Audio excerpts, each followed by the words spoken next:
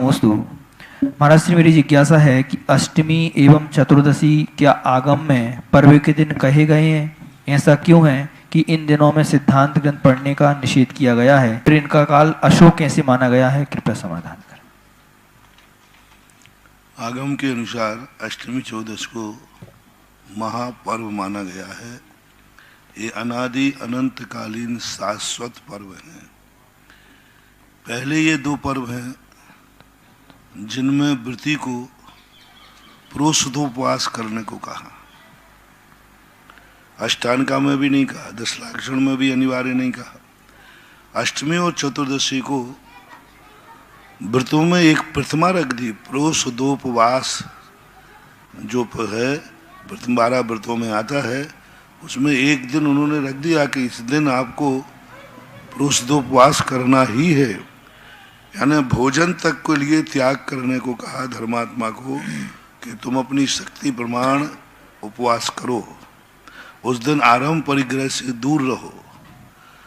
अब रही बात कि अष्टमी चौदस पर्व क्यों है, बहुत बार बचाया है कि अष्टमी और चतुर्दशी के पर्व में इनका संबंध नक्षत्रों से। इस दिन नक्षत्रों का जो गमन होता है वे बड़े शांत प्रिय रहते हैं, वे हमेशा शांति का वातावरण चाहते हैं। ऐसे शांति के वातावरण में संसार के कार्य करने को निषेध किया गया कि सांसारिक कार्य इन पर्व के दिनों में ना करें, और तो और भोजन भी ना करें तो अच्छा ही है। करना पड़े तो एकासन करो, करना पड़े तो शुद्ध भोजन खाओ। गृहस्थों से मैं सदा कहता हूँ, यदि और किसी दिन यदि आप अशुद्ध भोजन नहीं छोड़ सकते हो तो कम से कम अष्टमी चतुर्दशी को बाजार का मत खाओ, होटल का मत खाओ। और रात्रि भोजन त्याग नहीं कर सकते तो अष्टमी चौदस को रात्रि भोजन मत करो। और कोई भी पाप आप नहीं छोड़ सकते हो तो कम से कम अष्टमी चौदस के दिन मत करो। हमारे शास्त्रों में अष्टमी चौदस तक की यहाँ तक की महिमा गाई गई कि एक चांडाल हिंसा करता है, हिंसा करता है। उसने कहा ठीक है, तू हिंसा करता है, नहीं छोड़ सकता तो मत छोड़, कम से कम चौदस के दिन हिंसा मत करना। यानी पर्व का दिन इतना महत्व कि तुम 14 दिन जो करते हो करो, लेकिन 14 के दिन हिंसा मत करना। उतने मात्र से भी देवता जय जयकार बोल देते। शास्त्रों में और भी वर्णन है, बड़े बड़े पापियों को कहा गया कि तुम तो अष्टमी चौदस का लिहाजा रखो। अष्टमी युद्ध भी लड़ रहे हो तो अष्टमी चौदस को युद्ध विराम करना। कितना भी भयानक युद्ध हो, अष्टमी चौदस को युद्ध नहीं लड़ना, क्योंकि उस दिन प्रकृति ज्योतिष जो हैं हमारे अनुकूल होते हैं। इनका जो सम्मान करता है प्रकृति उनका सम्मान करती है। इनका जो रिस्पेक्ट करते हैं कि नहीं कि मैं अष्टमी चौदस को अन्न जल नहीं ग्रहण करूंगा, तो प्रकृति उनके ऊपर बहुत बड़ा हस्त देती है कि इसने हमारी प्रकृति को चुनौती नहीं दी, हमारी प्रकृति को नकारा नहीं, उस प्रकृति को स्वीकार किया है। इसलिए इतना कहा। रही बात अब सिद्धांत ग्रंथों को पढ़ने का क्यों मना किया, क्योंकि सिद्धांत ग्रंथ ऊहापोह के ग्रंथ है, गुणाभाग के ग्रंथ है। इस गुणस्थान में कितना कर्म होता है, इसमें कितनी विशुद्धि होती है, इसी प्रपंच में पड़े रहो। अष्टमी चौदस कहती है नहीं, सब गुणाभाग के प्रपंच छोड़ करके आत्मा में लीन रहो। आत्मा के जो परिणाम है उनमें अपना जीवन व्यतीत करो।